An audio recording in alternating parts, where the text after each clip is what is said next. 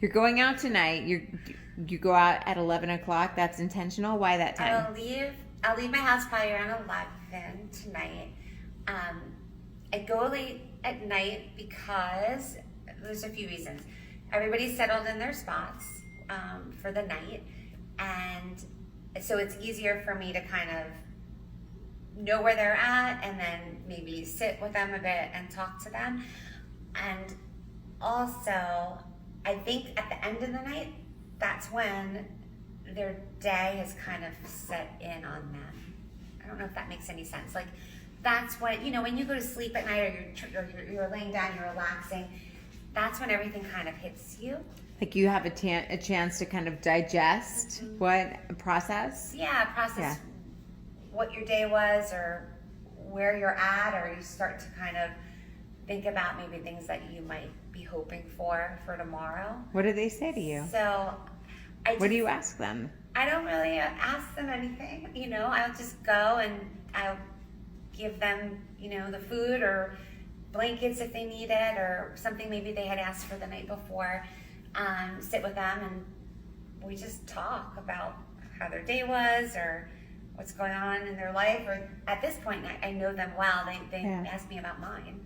So awesome. It's just kind of a conversation. What do they talk to you about now when it comes to they're not going to shelters, and what do they say to you about that? So there is the option of going to a shelter, and many of them are choosing not to because they feel it's not safe. The shelters are too crowded, or there's no way to distance yourself from. Right, they can't protect themselves from. So they feel like they have a little bit more control where they're at, which is where they're vulnerable to begin with. I mean, they're out on the street, but they still feel safer there. Yeah. What do they like? Do they share? Are there commonalities between the stories that you're hearing from people right now? Now, I'm the common theme I'm hearing from everybody is they're definitely more stressed and nervous. Like, at least before they knew where they were going to get their meal the next day, whether it be a soup kitchen or a food pantry or something, but mostly everything is closed.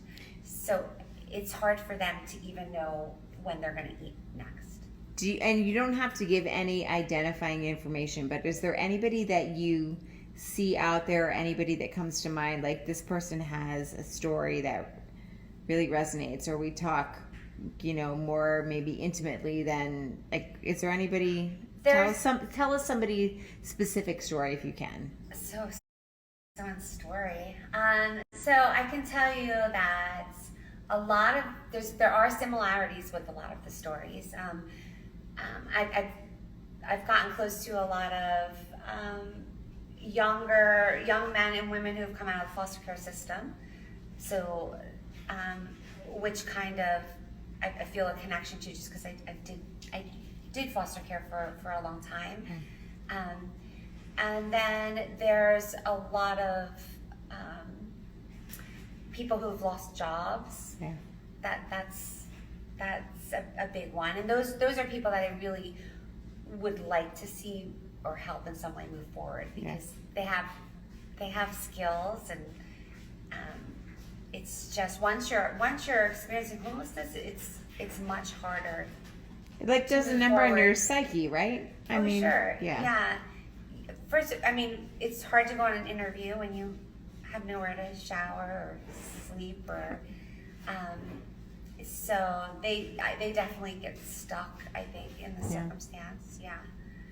But as far as a certain person story, I need to think about that. I know a lot of people's stories. Yeah.